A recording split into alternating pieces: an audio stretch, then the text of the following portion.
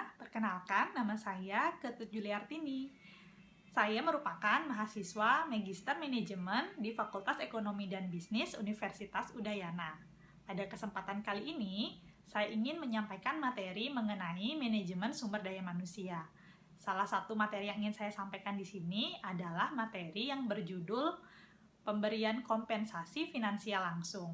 Nah, materi ini saya ambil dari buku Human Resource Management, karangan P. Wayne Mondi dan Joseph G. Martuccio. Ini edisi ke-14.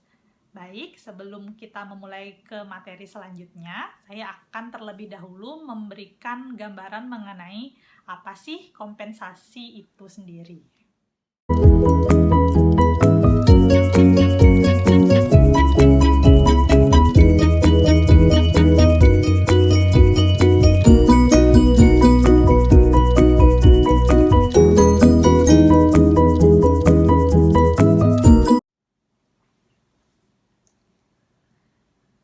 Keberadaan sumber daya manusia di dalam suatu organisasi memegang peranan yang sangat penting. Potensi setiap sumber daya manusia yang ada di dalam perusahaan harus dapat dimanfaatkan dengan sebaik-baiknya, sehingga akan mampu memberikan output yang optimal. Keberhasilan suatu organisasi sangat dipengaruhi oleh kinerja individu pegawainya. Setiap organisasi maupun perusahaan akan selalu berusaha untuk meningkatkan kinerja pegawainya dengan harapan apa yang menjadi tujuan perusahaan akan dapat tercapai. Dalam meningkatkan kinerja karyawan, organisasi menempuh berbagai cara, salah satunya dengan pemberian kompensasi yang layak. Melalui proses tersebut, pegawai diharapkan akan lebih maksimal dalam melaksanakan tanggung jawab terhadap pekerjaan mereka. Setiap anggota dari suatu organisasi memiliki kepentingan dan tujuan tersendiri ketika ia bergabung ke dalam organisasi tersebut. Bagi seorang pegawai, harapan untuk mendapatkan uang adalah satu-satunya alasan untuk bekerja. Namun, di lain pihak, banyak yang berpendapat bahwa uang hanyalah salah satu dari banyak kebutuhan yang terpenuhi melalui kerja. Seseorang yang bekerja akan merasa lebih dihargai oleh masyarakat di sekitarnya dibandingkan dengan orang yang tidak bekerja. Untuk menjamin tercapainya keselarasan tujuan, pimpinan organisasi bisa memberikan perhatian dengan memberikan kompensasi, karena kompensasi merupakan bagian dari hubungan timbal balik antara organisasi dengan sumber daya manusia. Permasalahan yang terpenting mengenai kompensasi saat ini adalah belum optimalnya kompensasi yang diterima pegawai apabila dibandingkan dengan beban kerja yang dilakukan masing-masing pegawai. Dengan dituntutnya pegawai untuk bekerja dengan lebih profesional, disiplin, dan mampu menyelesaikan program kerja yang ada dengan tepat waktu dan hasil kerja yang baik, sedangkan di satu sisi kompensasi yang diterima oleh pegawai dirasa belum optimal. Kompensasi merupakan salah satu bagian dari manajemen sumber daya manusia yang paling sulit dan paling menantang, karena mengandung banyak unsur dan memiliki dampak yang cukup panjang bagi tujuan strategi organisasi. Jika dikelola secara tepat, kompensasi atau balas jasa dapat membantu organisasi dalam mencapai tujuan-tujuan dan mendapatkan, memelihara, serta mempertahankan pekerja-pekerja yang unggul dan produktif.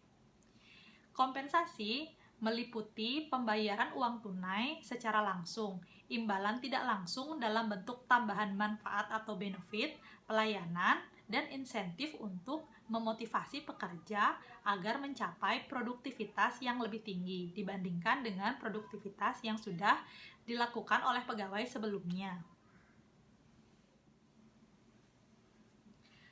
Pentingnya kompensasi sebagai salah satu indikator dalam bekerja sangat sulit untuk ditaksir, karena pandangan-pandangan karyawan mengenai uang atau imbalan langsung tampaknya sangat subjektif dan barangkali merupakan sesuatu yang sangat khas dalam industri.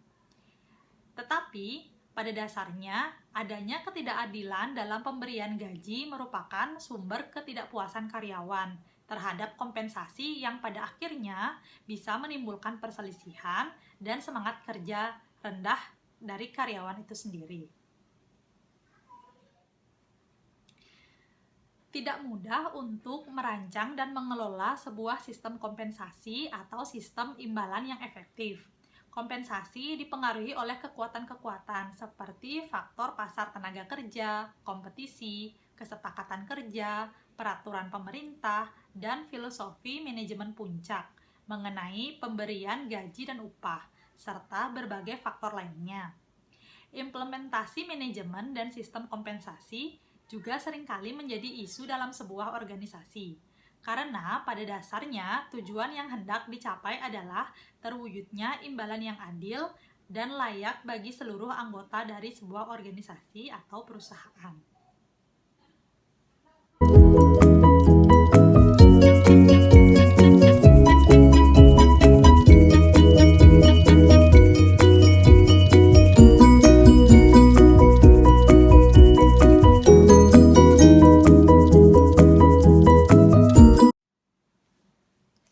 Nah, sebelum kita memulai mengenai pembahasan mengenai kompensasi finansial langsung, sebelumnya saya akan menjelaskan terlebih dahulu mengenai gambaran umum kompensasi. Apa sih kompensasi itu? Nah, seperti yang kita ketahui, kompensasi adalah total dari keseluruhan imbalan yang diterima oleh karyawan sebagai hasil atas layanan yang mereka berikan kepada perusahaan. Nah, tujuan utamanya dari pemberian kompensasi ini adalah untuk bisa menarik, mempertahankan, dan juga memotivasi para karyawan yang ada di dalam suatu perusahaan. Nah, selanjutnya pasti ada pertanyaan, bagaimana kompensasi tersebut bisa memberikan kontribusi terhadap pencapaian tujuan tersebut? Nah, di sini pemberian kompensasi bisa membantu menentukan standar hidup seseorang. Jadi, karyawan yang menerima kompensasi itu bisa menentukan seberapa baik tingkat standar hidup yang ingin mereka penuhi. Kemudian, tingkat pemberian kompensasi dapat mempengaruhi perilaku karyawan, seperti kepuasan kerja, di mana pada gilirannya kontribusi itu pada akhirnya akan dapat meningkatkan kinerja dari seorang karyawan. Dengan kontribusi yang cukup tinggi yang diterima oleh karyawan, maka karyawan akan merasa puas sehingga pada akhirnya kinerja yang ditunjukkan oleh karyawan tersebut dalam perusahaannya juga akan menunjukkan peningkatan yang sangat signifikan. Selanjutnya, ada jenis pemberian kompensasi seperti pemberian insentif terhadap karyawan dapat menyelaraskan keinginan antara karyawan dan perusahaan.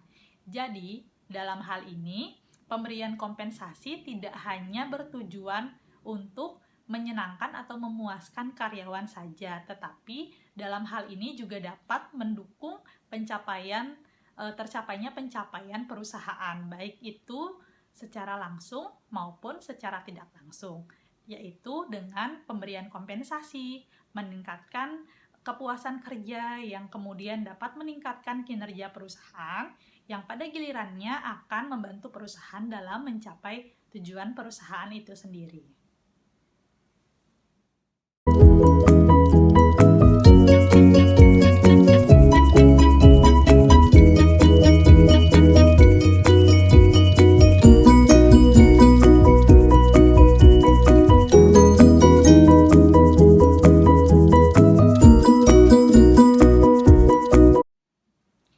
Kemudian, perlu kita ketahui bahwa terdapat 3 pengelompokan kompensasi. Nah, yang pertama ada kompensasi finansial langsung. Yang kedua ada kompensasi finansial tidak langsung. Yang ketiga ada kompensasi non-finansial. Baik, di sini saya akan menjelaskan secara lebih rinci mengenai ketiga pengelompokan kompensasi tersebut. Nah, kompensasi finansial langsung yaitu meliputi bayaran yang diterima seseorang secara langsung dalam bentuk upah, gaji, komisi, maupun bonus. Kemudian, kompensasi finansial tidak langsung disebut juga dengan tunjangan, meliputi seluruh imbalan finansial yang tidak termasuk dalam kompensasi finansial langsung. Nah, kompensasi jenis ini meliputi sekumpulan besar imbalan yang biasanya diterima secara tidak langsung oleh karyawan, seperti pemberian liburan untuk karyawan dan juga pemberian pelayanan kesehatan bagi karyawan. Yang ketiga, ada kompensasi non-finansial. Nah, di sini kompensasi non-finansial meliputi kepuasan yang diterima oleh seorang pekerja atau karyawan itu sendiri dari lingkungan pekerjaannya, baik itu lingkungan psikologis maupun lingkungan fisik di mana karyawan tersebut bekerja. Contohnya saja adalah adanya pemberian pelatihan kerja bagi karyawan yang menunjukkan nilai profesionalitas yang tinggi, dan juga ada pemberian jam kerja yang fleksibel bagi karyawan tertentu.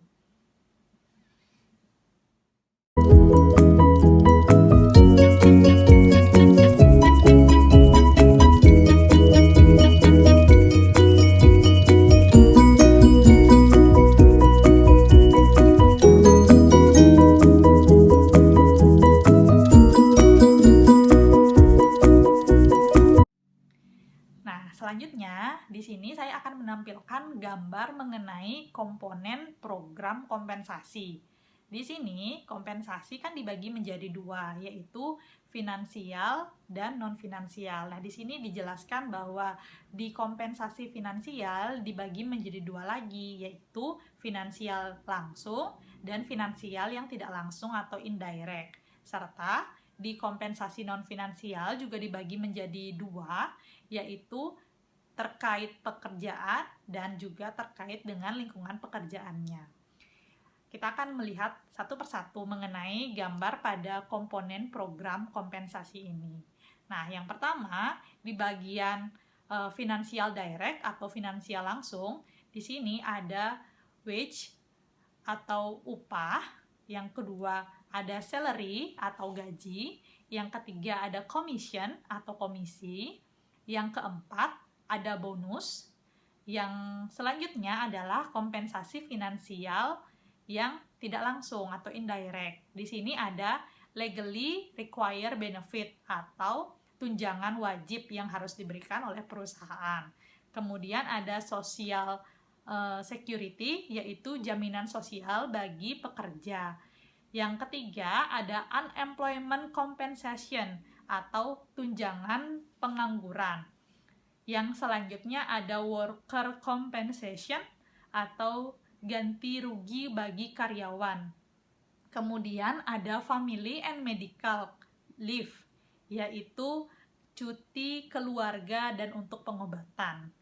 Selanjutnya ada tunjangan yang tidak wajib diberikan, yaitu di sini ada paid time off atau bayaran untuk waktu yang tidak bekerja. Kemudian ada healthcare atau perawatan kesehatan karyawan. Yang ketiga ada life insurance atau asuransi kesehatan. Selanjutnya ada retirement plans atau rencana untuk pensiun karyawan. Kemudian di sini ada employee stock option plan atau rencana opsi untuk pemberian saham bagi karyawan. Selanjutnya ada employee service atau layanan untuk karyawan. Yang terakhir di sini ada premium pay, yaitu pembayaran premium untuk karyawan. Nah, selanjutnya saya akan menjelaskan mengenai kompensasi non-finansial yang dibagi menjadi dua. Yang pertama dari sisi pekerjaan, yang kedua dari sisi lingkungan pekerjaan. Nah, dari sisi pekerjaan, kompensasi non-finansial ini dapat berupa meaningful atau memberikan arti. Jadi pekerjaan yang dijalani oleh karyawan saat ini memberikan arti bagi karyawan itu sendiri.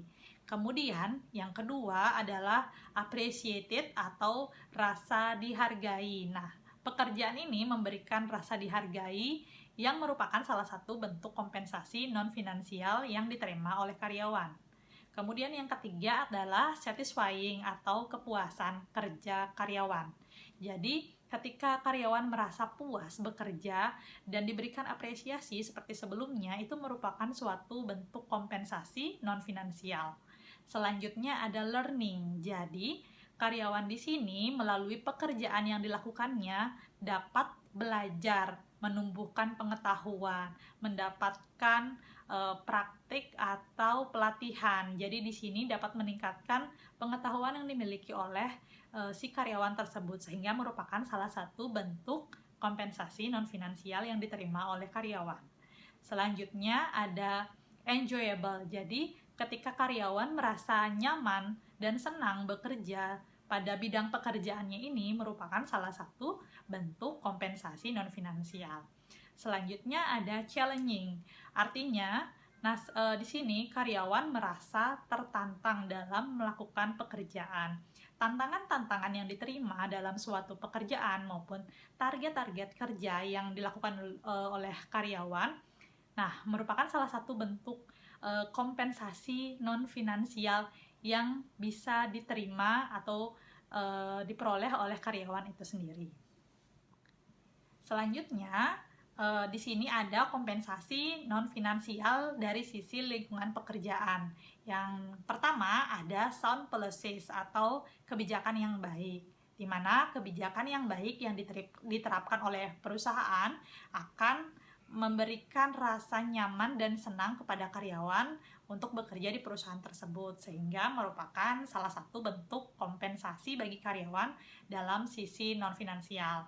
Yang kedua adalah capable manager atau manajer yang memiliki kompetensi yang baik, di mana manajer yang memiliki kompetensi yang baik akan menjadi pemimpin yang baik bagi karyawan, sehingga karyawan akan merasa senang untuk bekerja dan merasa memiliki pemimpin yang baik yang dapat memberikan arahan yang baik dalam melaksanakan pekerjaannya.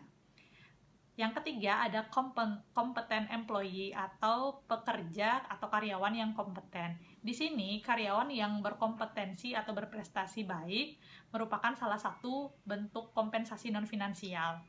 Selanjutnya ada congenial coworker atau rekan kerja yang bersahabat. Di lingkungan pekerjaan, rekan kerja yang bersahabat merupakan salah satu bentuk kompensasi non-finansial, di mana lingkungan yang menyenangkan akan membuat karyawan tersebut merasa nyaman untuk bekerja di perusahaan tersebut.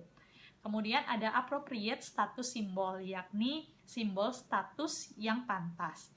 Jadi ketika misalnya karyawan mendapatkan status yang baik dari lingkungan pekerjaannya, perusahaannya memiliki nama yang baik, nama yang cukup terkenal di masyarakat, itu akan meningkatkan rasa percaya diri karyawan dalam melaksanakan pekerjaannya, sehingga merupakan salah satu bentuk kompensasi non-finansial. Selanjutnya ada working condition atau lingkungan kerja atau kondisi kerja, di mana ketika kondisi kerjanya nyaman, kemudian kondisi kerjanya mudah untuk mengakses berita, pengetahuan, itu akan menjadikan karyawan merasa semangat untuk bekerja dan memudahkan pekerja atau karyawan dalam melaksanakan tugas-tugasnya, sehingga hal ini merupakan salah satu bentuk kompensasi non-finansial. Selanjutnya ada fleksibilitas di tempat kerja. Di sini fleksibilitas di tempat kerja ini dibagi menjadi beberapa poin atau beberapa macam bentuk kompensasi.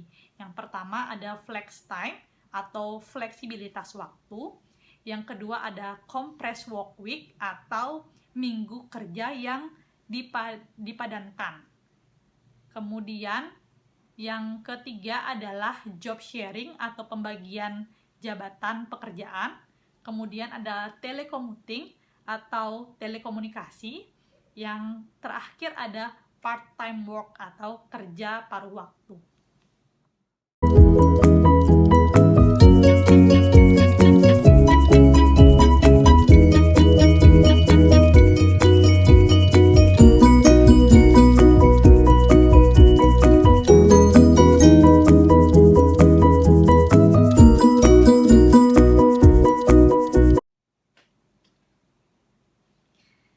Seperti yang sudah dijelaskan sebelumnya, kompensasi finansial langsung adalah dalam bentuk upah, gaji, komisi, dan juga bonus.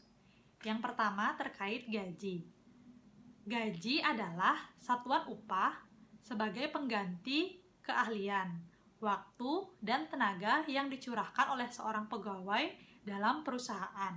Besar kecilnya gaji tergantung seberapa besar waktu atau tenaga dan seberapa ahli tenaga kerja yang dibeli perusahaan tersebut.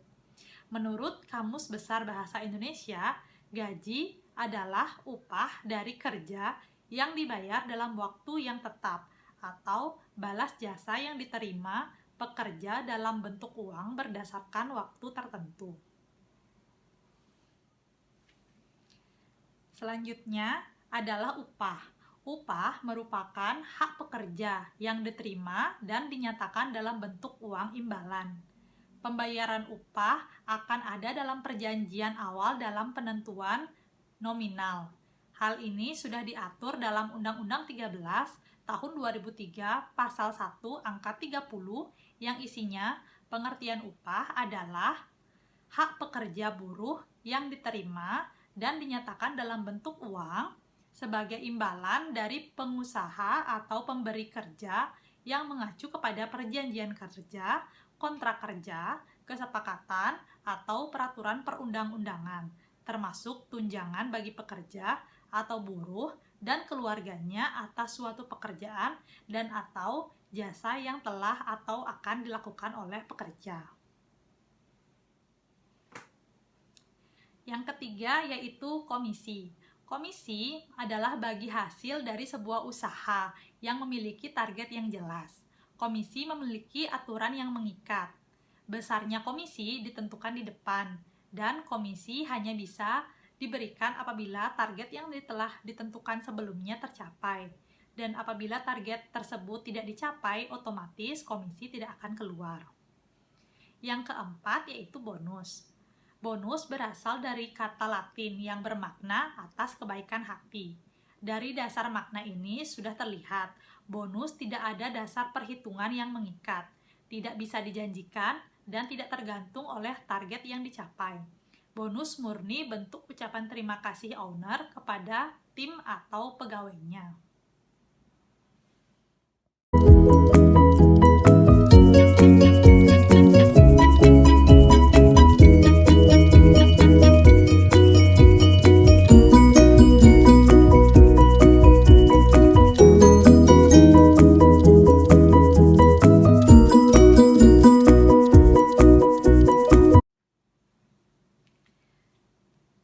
Kita lanjutkan dengan pembahasan mengenai komponen kompensasi finansial langsung.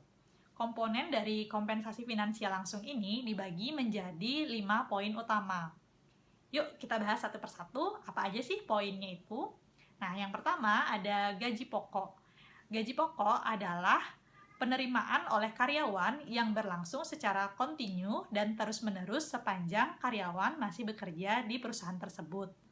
Perusahaan mendistribusikan gaji pokok kepada karyawan dalam beberapa bentuk. Nah, pembayarannya ini dilakukan berdasarkan waktu kerja, kemudian dalam bentuk upah maupun gaji. Yang kedua, ada penyesuaian biaya hidup. Di sini, penyesuaian biaya hidup menggambarkan adanya peningkatan kenaikan gaji pokok secara periodik yang dipengaruhi oleh kenaikan harga. Hal ini juga dicerminkan atau digambarkan oleh indeks harga konsumen. Kemudian, yang ketiga ada gaji senioritas, di mana gaji senioritas merupakan suatu sistem penghargaan kepada karyawan dengan penerimaan gaji pokok atau adanya kenaikan gaji pokok secara periodik yang berdasarkan jangka waktu bekerja karyawan atau lamanya karyawan bekerja di perusahaan tersebut dan lamanya karyawan menjalankan tugas pada bidang atau bagian tertentu pada suatu perusahaan. Yang keempat, di sini ada pembayaran atas kinerja. Pembayaran atas kinerja diatur berdasarkan seberapa baik karyawan melaksanakan pekerjaannya. Pembayaran atas kinerja ini bisa meliputi merit pay, merit bonus atau pembayaran insentif. Nah, yang pertama terkait dengan merit pay, yaitu adalah pemberian kenaikan pembayaran gaji pokok karyawan berdasarkan tingkat kinerja mereka. Hal ini berdasarkan asumsi bahwa kompensasi terhadap waktu lembur karyawan yang harus dinilai dan dibedakan dengan tugas pekerjaan karyawan. Yang kedua, ada merit bonus, yaitu pemberian penghargaan finansial tahunan berdasarkan produktivitas karyawan dan bukan penambahan pada gaji pokok. Kemudian selanjutnya ada pembayaran insentif, yaitu merupakan bentuk penghargaan kepada karyawan dalam mencapai tujuan yang telah ditetapkan sebelumnya, baik secara parsial maupun secara keseluruhan. Poin yang kelima yaitu pembayaran terfokus perorangan, yaitu memberikan kompensasi bagi karyawan untuk mengembangkan fleksibilitas, pengetahuan, dan skill untuk menciptakan kinerja yang lebih efektif. Di sini, pembayaran terfokus perorangan dibagi menjadi dua, yaitu skill-based pay dan kompetensi-based pay.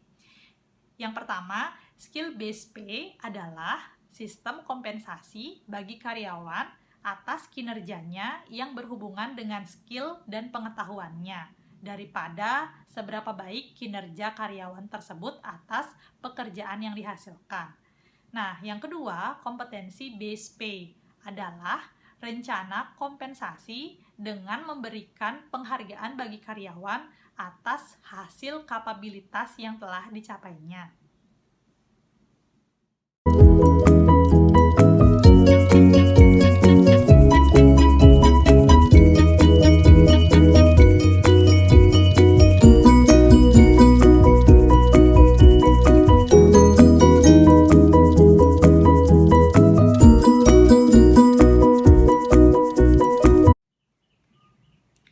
Nah, selanjutnya akan dibahas mengenai opsi rencana pembayaran insentif, di mana terdapat berbagai opsi dalam pembayaran insentif.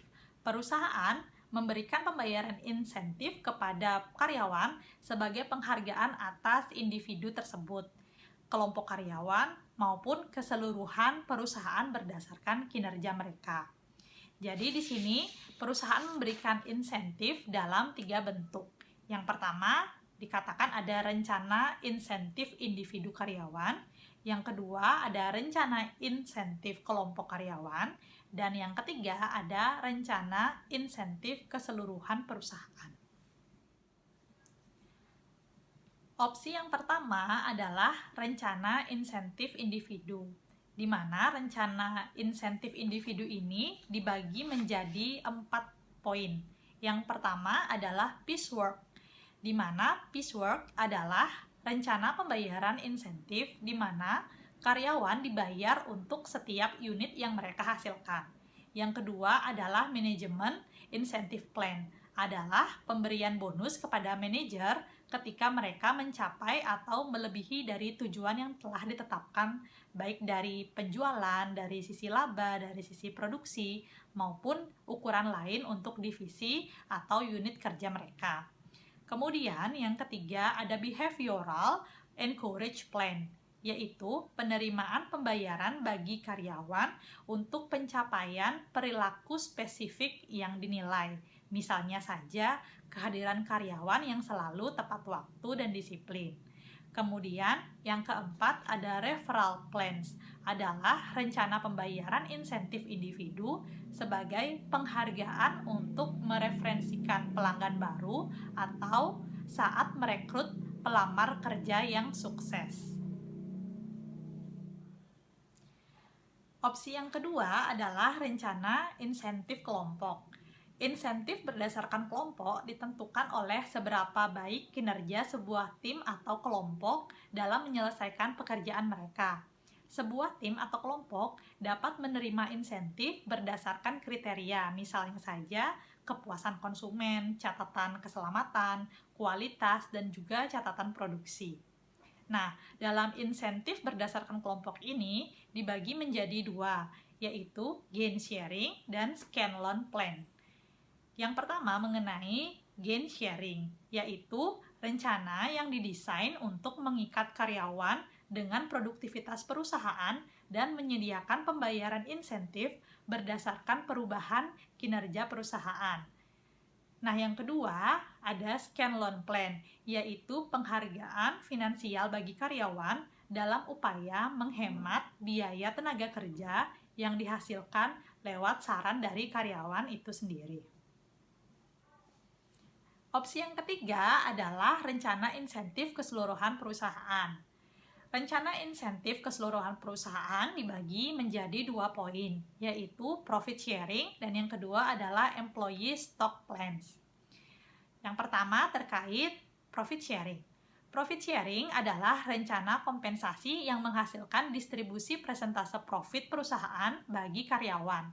Nah, profit sharing ini dapat dibedakan menjadi 3 jenis, yaitu ada current plans, ada deferred plans, dan juga ada combination plan. Pembahasan mengenai current plans, yaitu menyediakan pembayaran bagi karyawan dalam bentuk tunai maupun saham setelah profit itu diterima. Yang kedua, deferred plans, yaitu melibatkan penempatan kontribusi perusahaan dalam bentuk rekening individu karyawan. Biasanya dalam bentuk sekuritas yang bisa diambil pada saat karyawan itu pensiun, kemudian pada saat karyawan itu diberhentikan, maupun pada saat karyawan itu meninggal dunia. Yang ketiga adalah combination plans, yaitu karyawan diizinkan untuk menerima pembayaran dalam bentuk profit sharing untuk pada saat ini dan juga deferred payment pada saat akhir masa kerja dari karyawan itu. Kemudian, bagian yang kedua dari rencana insentif keseluruhan perusahaan adalah employee stock plan. Employee stock plan yaitu perusahaan menjanjikan kepada karyawan untuk bisa membeli saham dari perusahaan itu.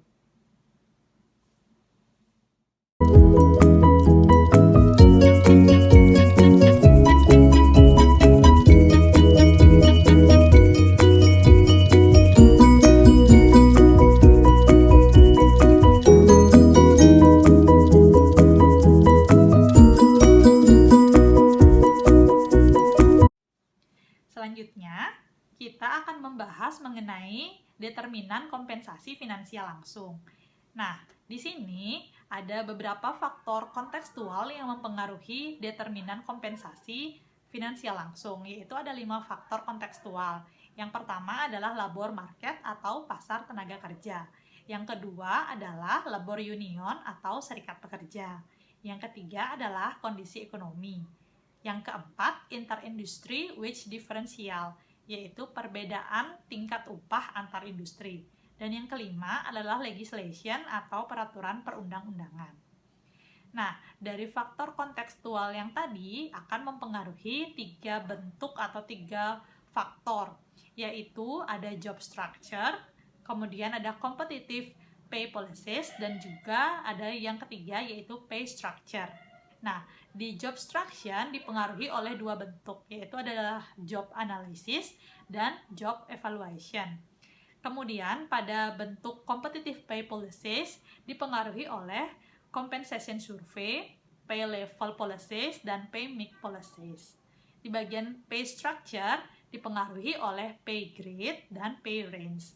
Nah, keseluruhan komponen tadi akan mempengaruhi kompensasi finansial langsung, di mana pada akhirnya akan menghasilkan base pay, kemudian cost of living adjustment, kemudian pay for performance, dan person focused pay. Nah, selanjutnya kita akan membahas lebih rinci mengenai determinan kompensasi finansial langsung ini. Dalam sistem kompensasi didasarkan pada 3 komponen atau 3 faktor yang mempengaruhi. Yang pertama adalah struktur pekerjaan atau job structure, di mana struktur pekerjaan ini dipengaruhi oleh analisis pekerjaan dan juga evaluasi pekerjaan. Yang kedua adalah kebijakan pembayaran kompetitif atau competitive pay policies, di mana dapat dilakukan dengan melakukan survei kompensasi terhadap kebijakan perusahaan pesaing, kemudian ada kebijakan pay level, dan kebijakan pay mix.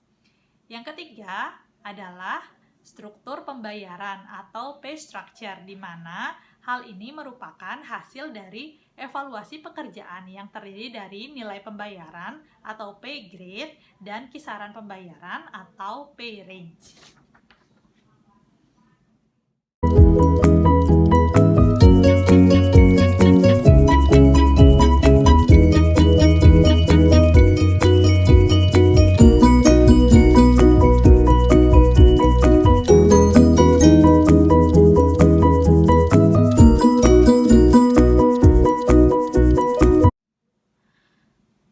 Terdapat pengaruh kontekstual pada kompensasi finansial secara langsung, di mana sistem kompensasi ini dipengaruhi oleh beberapa faktor yang menonjol. Nah, ada beberapa faktor yang menonjol, yaitu yang pertama adalah pasar tenaga kerja. Pasar tenaga kerja merupakan karyawan potensial yang berada pada wilayah geografis di mana karyawan tersebut direkrut. Yang kedua adalah serikat pekerja. Dalam hal ini, serikat pekerja mendeklarasikan dukungan legislatif skala besar demi kepentingan karyawan untuk dapat mengatur dan ikut terlibat dalam perundingan bersama. Yang ketiga adalah kondisi ekonomi. Kondisi ekonomi berpengaruh secara langsung terhadap keputusan pemberian kompensasi. Nah, yang keempat adalah perbedaan upah antar industri, di mana perusahaan mencoba untuk menarik dan mempertahankan karyawan terbaik dengan menawarkan upah dan paket manfaat yang diberikan dari perusahaan. Di sisi lain, ada beberapa perusahaan yang mungkin tidak bisa ikut dalam kompetensi tingkat upah ini, sehingga karyawan di sini memiliki perbedaan antara upah di antar industri. Yang kelima, ada peraturan perundang-undangan. Peraturan ini ditetapkan oleh pemerintah dan dijadikan oleh perusahaan untuk memberikan gaji, upah, maupun kompensasi.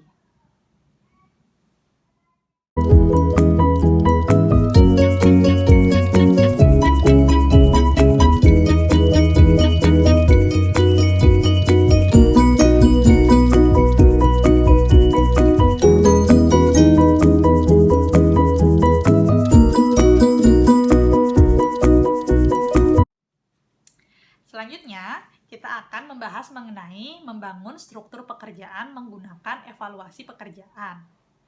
Struktur pekerjaan adalah satu set pekerjaan yang dirancang yang menggambarkan struktur atau hierarki pekerjaan.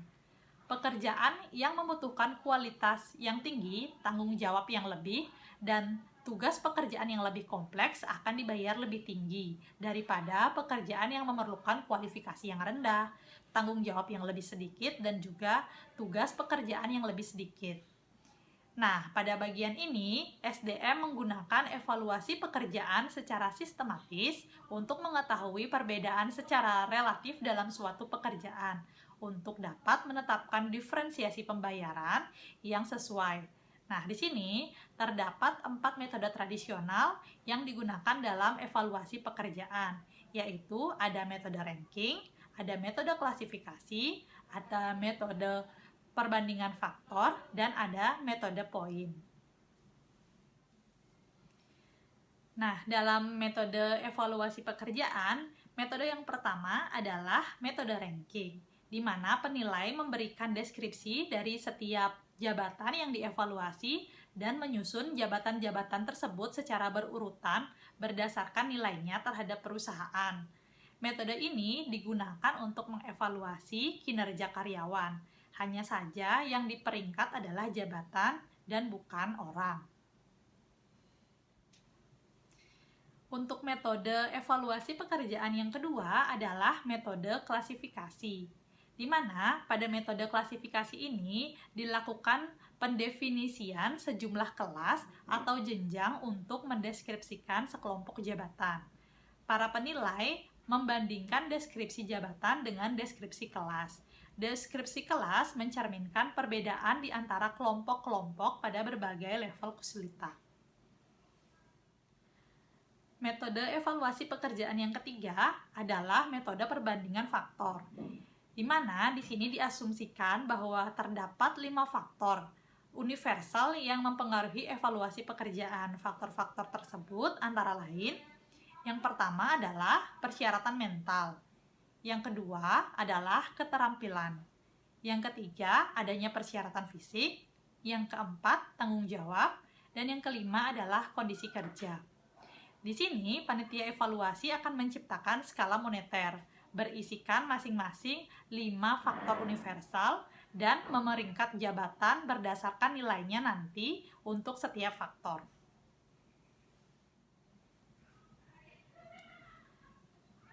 Metode yang keempat adalah metode poin. Di sini, para penilai mengalokasikan nilai angka untuk faktor-faktor jabatan tertentu, seperti pengetahuan yang dibutuhkan dan jumlah dari nilai tersebut akan secara kuantitatif menunjukkan nilai relatif jabatan. Metode poin memerlukan seleksi dan faktor-faktor jabatan berdasarkan sifat dari kelompok jabatan tertentu yang dievaluasi.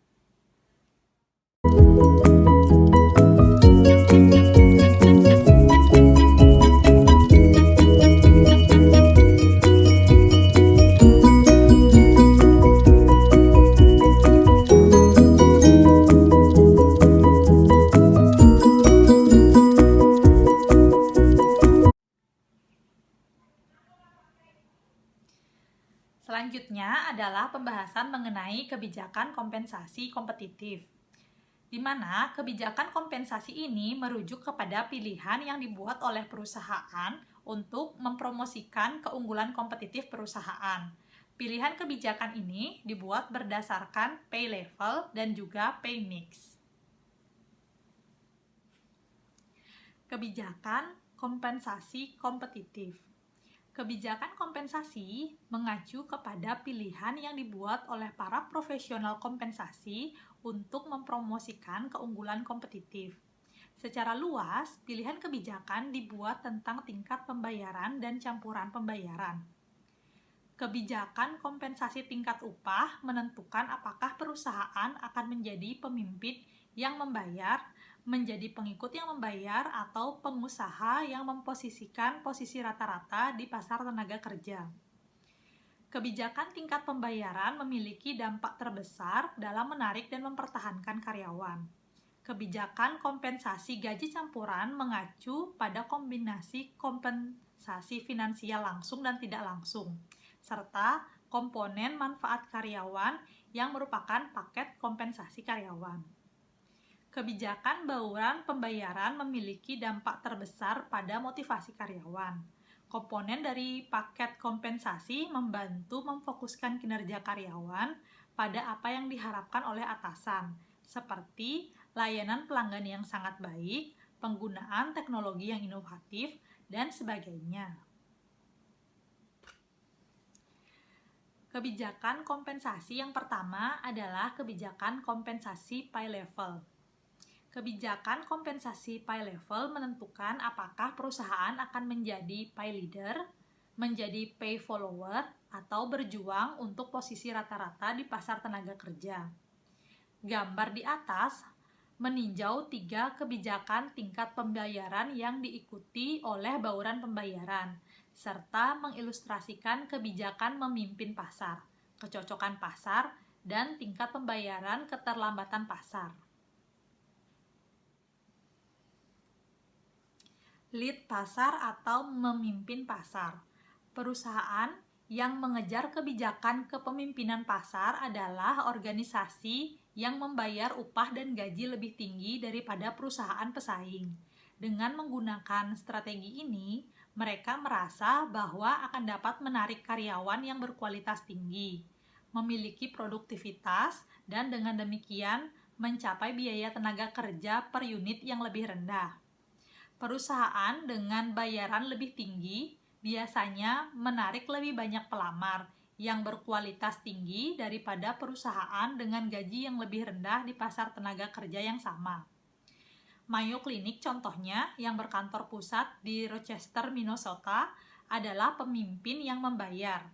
Mayo Clinic dikenal dengan penelitian dan perawatan medisnya yang terkemuka, yang mengharuskan untuk mempekerjakan dan mempertahankan peneliti dan praktisi medis yang cerdas dan berbakat. Pertandingan pasar. Kebijakan kecocokan pasar adalah upah rata-rata yang disediakan sebagian besar pemberi kerja untuk pekerjaan serupa di bidang atau industri tertentu. Banyak organisasi memiliki kebijakan yang menyerukan untuk membayar di tingkat pasar. Di perusahaan seperti itu, manajemen percaya bahwa ia masih dapat mempekerjakan orang yang memenuhi syarat dan tetap kompetitif. Kebijakan kompensasi kompetitif yang kedua adalah kebijakan kompensasi pay mix. Kebijakan kompensasi pay mix merujuk pada kombinasi dari kompensasi finansial langsung dan tidak langsung, serta komponen manfaat karyawan yang merubah bentuk kompensasi karyawan. Bauran kebijakan pembayaran dapat dinyatakan dalam dolar atau mata uang lainnya jika relevan, atau sebagai persentase dari total dolar yang dialokasikan untuk total kompensasi karyawan. Gambar berikut menunjukkan contoh dari penggunaan kompensasi pay mix, di mana dalam contoh ini menunjukkan bahwa pembayaran dasar menyumbang 57% dari uang yang dialokasikan untuk total kompensasi karyawan.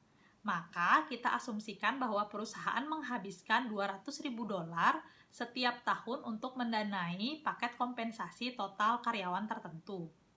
Secara total, seorang karyawan menerima pembayaran dasar sejumlah $114.000, yaitu diperoleh dari $200.000 dikali 57%.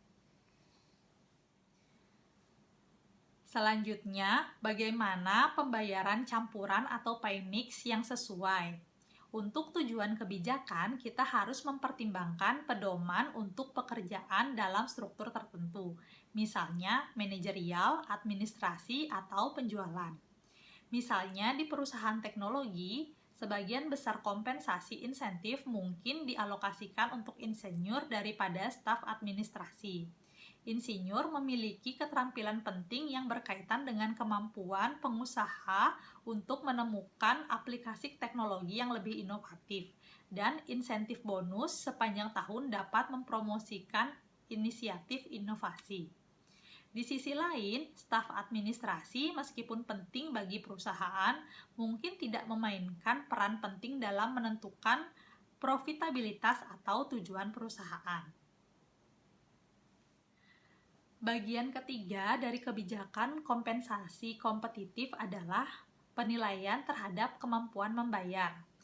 Penilaian organisasi tentang kemampuan membayar juga merupakan faktor penting dalam menentukan tingkat upah. Perusahaan yang berhasil secara finansial cenderung memberikan kompensasi yang lebih tinggi dari rata-rata. Namun, kekuatan keuangan organisasi hanya menetapkan batas atas dari apa yang dibayarkannya. Untuk sampai pada tingkat pembayaran tertentu, manajemen harus mempertimbangkan faktor-faktor lainnya.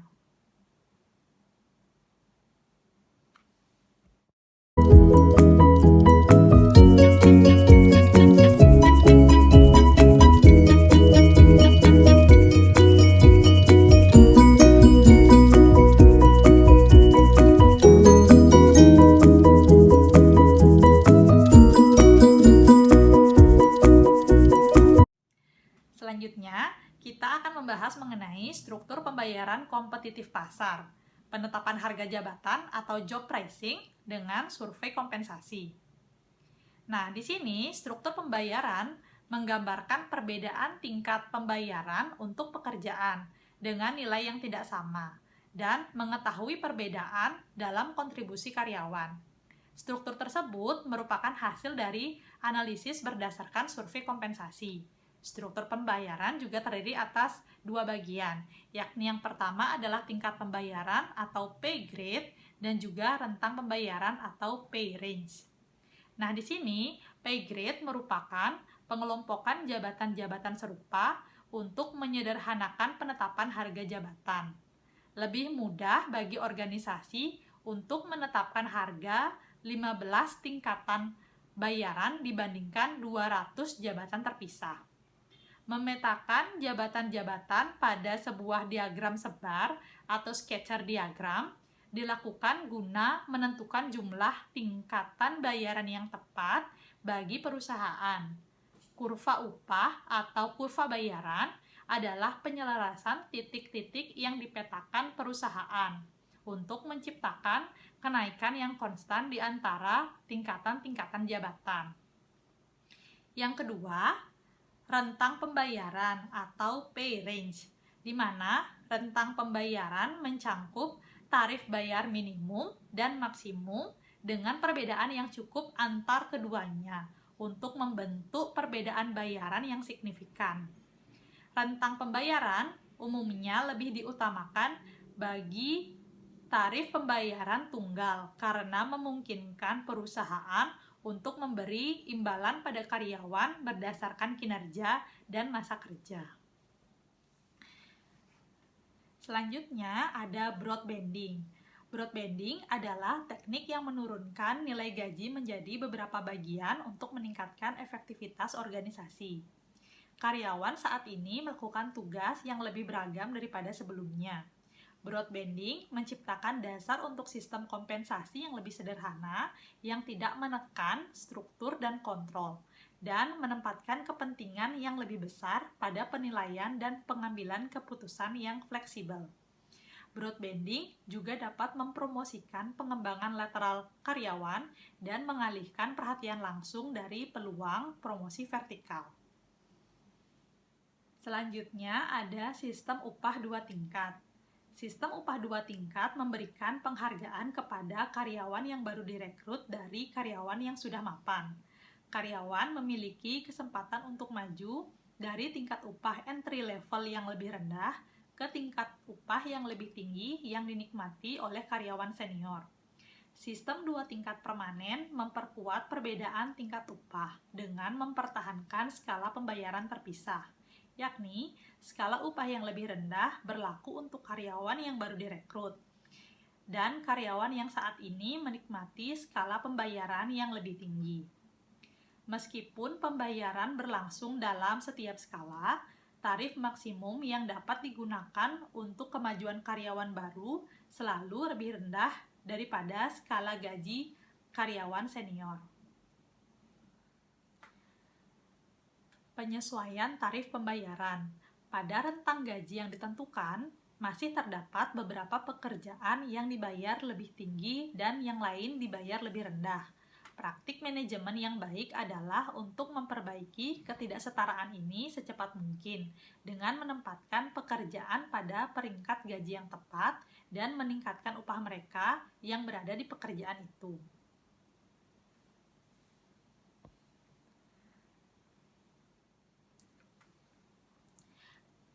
Kemudian ada kompresi gaji. Kompresi gaji terjadi ketika karyawan yang kurang berpengalaman dibayar sebanyak atau lebih dari karyawan yang telah lama bekerja di organisasi, sebagai akibat dari peningkatan bertahap dalam gaji awal dan penyesuaian gaji yang terbatas untuk karyawan jangka panjang.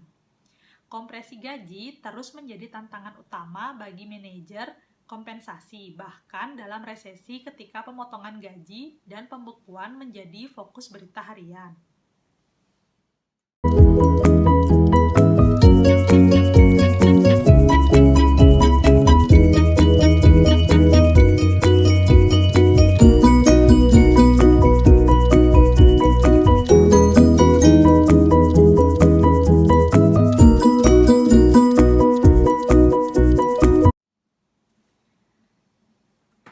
Selanjutnya, kita akan membahas mengenai dampak positif dan manfaat dari kompensasi. Pemberian kompensasi yang baik kepada karyawan akan memberikan dampak positif pada sebuah perusahaan. Di antaranya, antara lain dampaknya adalah, yang pertama, dapat memacu karyawan untuk berprestasi dan untuk bekerja lebih giat. Yang kedua, perusahaan mendapatkan karyawan yang berkualitas baik. Yang ketiga, memudahkan proses administrasi dan aspek hukum dalam perusahaan. Yang keempat, kompensasi dapat menjadi daya pikat bagi para pencari kerja yang berkualitas. Dan yang kelima, perusahaan memiliki kelebihan tersendiri dibandingkan dengan perusahaan lain atau kompetitornya. Selanjutnya, kita akan membahas mengenai dampak negatif dari kompensasi. Nah, kompensasi merupakan suatu bentuk biaya atau kos yang dikeluarkan oleh suatu perusahaan. Biaya untuk kompensasi karyawan merupakan salah satu pos biaya tertinggi yang harus dipersiapkan oleh perusahaan. Terdapat beberapa faktor eksternal yang mempengaruhi biaya kompensasi. Nah, ketika biaya kompensasi meningkat akan mempengaruhi jumlah keuntungan yang menjadi salah satu tujuan dari perusahaan. Faktor-faktor eksternal tersebut antara lain adalah yang pertama, pasar tenaga kerja, yang kedua, serikat pekerja, yang ketiga, kondisi ekonomi, yang keempat, perbedaan upah antar industri, dan yang kelima adalah peraturan perundang-undangan. Selanjutnya, kita akan membahas secara lebih rinci mengenai faktor-faktor eksternal tersebut.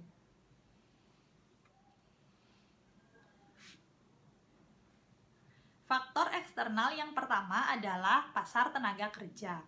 Dalam pasar tenaga kerja, ketika penawaran tenaga kerja terbatas, tenaga kerja dengan prestasi yang baik akan terdorong untuk bergabung ke dalam perusahaan yang memberikan kompensasi terbaik. Keterbatasan jumlah tenaga kerja yang tersedia di dalam pasar tenaga kerja akan mendorong terjadinya kenaikan biaya kompensasi pada saat perusahaan memerlukan tenaga kerja. Faktor eksternal yang kedua adalah serikat pekerja. Adanya serikat pekerja seringkali mengeluarkan tuntutan kenaikan tingkat kompensasi yang tinggi setiap tahunnya. Adanya tuntutan kenaikan kompensasi harus dipertimbangkan dengan baik oleh manajemen perusahaan. Karena di satu sisi, kenaikan tingkat kompensasi akan meningkatkan kos atau pos biaya kompensasi suatu perusahaan. Dan di sisi lain, ketika tuntutan akan peningkatan kompensasi ini tidak dituruti atau tidak dipenuhi, maka akan berdampak kepada kepuasan karyawan yang juga akan mempengaruhi penurunan kinerja yang selanjutnya dapat mempengaruhi produksi suatu perusahaan. Faktor eksternal yang ketiga adalah kondisi ekonomi. Salah satu kondisi ekonomi yang diperhatikan adalah adanya inflasi. Inflasi mendorong kenaikan harga secara terus-menerus yang akan berdampak pada indeks harga konsumen. Ketika hal ini terjadi, perusahaan biasanya akan melaksanakan adjustment atau penyesuaian terhadap biaya hidup karyawan. Nah, hal ini berpengaruh kepada kos atau pos biaya kompensasi yang akan meningkat. Faktor eksternal yang keempat adalah perbedaan upah antar industri. Adanya perbedaan tingkat upah antar industri dapat menimbulkan kompetisi antara perusahaan. Ketika perusahaan terlibat dalam kompetisi ini akibat pertimbangan untuk merekrut dan mempertahankan karyawan yang berprestasi, hal ini mendorong kenaikan kos atau biaya kompensasi dari suatu perusahaan. Untuk faktor eksternalitas yang kelima adalah peraturan perundang-undangan. Salah satu peraturan pemerintah yang mempengaruhi kompensasi adalah peraturan mengenai upah minimum regional. Peningkatan UMR akan mendorong kenaikan kos atau biaya kompetisi perusahaan, sehingga biaya tersebut akan mempengaruhi pos-pos biaya dalam perusahaan. Baik, cukup sekian penyampaian materi saya hari ini mengenai kompensasi finansial langsung. Semoga materi yang saya sampaikan bermanfaat dan sampai jumpa pada kesempatan lainnya. Terima kasih.